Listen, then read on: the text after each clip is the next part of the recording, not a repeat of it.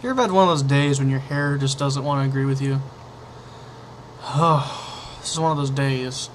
Even my beard's like, what are you doing? Stop. And then I'm like looking at myself in the camera and I'm like, you know, it's mirrored, so I'm like, I want to go this way, and then I screw my hair up and I'm trying to go this way, and I'm trying to get out of my eyes because, you know, get a haircut. I know I should get a damn haircut, but, you know. Let's talk about strings for a minute. I've gotten comments. I've really rude comments for the most part, and I've deleted all of them. So I'm sorry. What? It's my channel. My channel. I'll do what I want.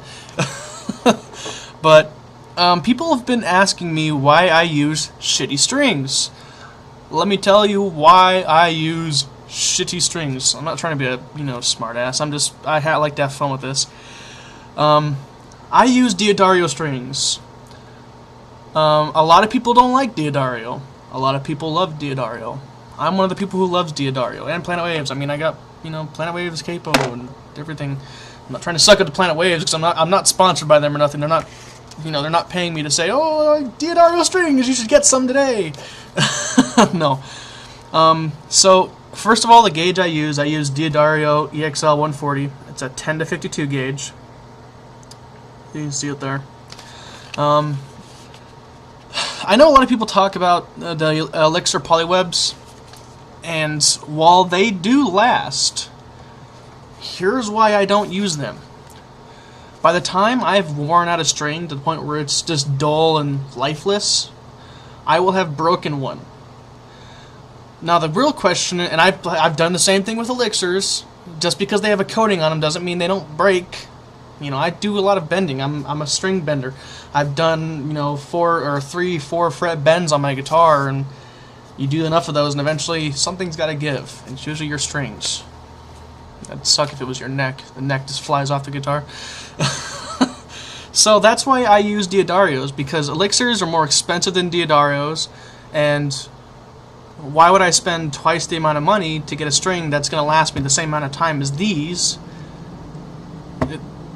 I put the period in that sentence at the wrong point and thought I was going somewhere. I'm off the cuff in it, so if I'm not making sense, I'm sorry. So I want to say though, this guitar, I will say these strings. I know a lot of people, their argument is, oh, D'Addario strings, they break immediately. You break them immediately. That can entirely depend on your guitar. These strings are the same strings as these. This is actually the package of them. I've had these on here for 6 months. And yes, they're dead, but they still resonate. They're still going. So, you know, they're not lifeless. I mean, I play clean and whatnot, and yeah, it's, after a while it starts to sound like a, you know, ES335 or something. But I still, you know, with a little bit of distortion, I don't run into problems with them. You know, I don't mind that they sound a little bit dead. They still sound great. They don't play out of tune because, you know, they're starting to get worn out in the bottom and whatnot. I don't have those problems. I have brand new D'Addario, or brand new strings on my Epiphone. Well, actually, they've been on there for about a month as well, but I haven't played that guitar as much. So, you know, that's why I don't use Elixirs. I know a lot of people love them because they don't rust at all, and it's true, they don't. The good ones, the Polywebs, not the Nanowebs, they will last you a long time, but they won't last me a long time because I break strings. I do too much bending. You know, my father told me, you know, when I first started playing guitar, he said, if you hit the wrong note, bend to it. Best advice I can give anyone. So I live by that. If I hit the wrong note, I bend to it, and sometimes you'll get a 4 fret bend, and you're like, you know, what? Break strings, it happens.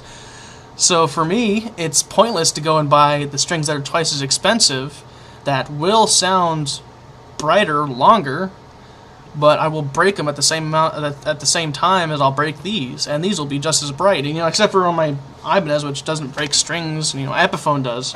It's a brand new guitar, and it's, you know, it's a I wouldn't say mid-range guitar. It's $500. You know, it's Epiphone. It's not built up to Gibson specs, so you're going to have hardware that's not perfectly machined and stuff like that, so yeah, give it time.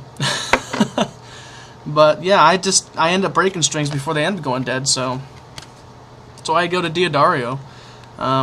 I can see the application for elixirs. People who don't break strings.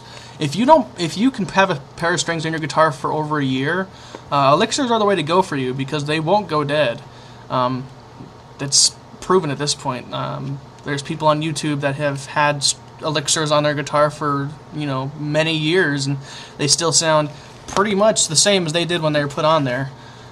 So it's not a myth that elixirs will stay brighter longer, but for people like me who break strings, they don't really serve a purpose. So that's why I stick with D'Addarios. That's my opinion on it. That's the way it should be. Honestly, the opinion of what strings you use should be your opinion. You should use what you like.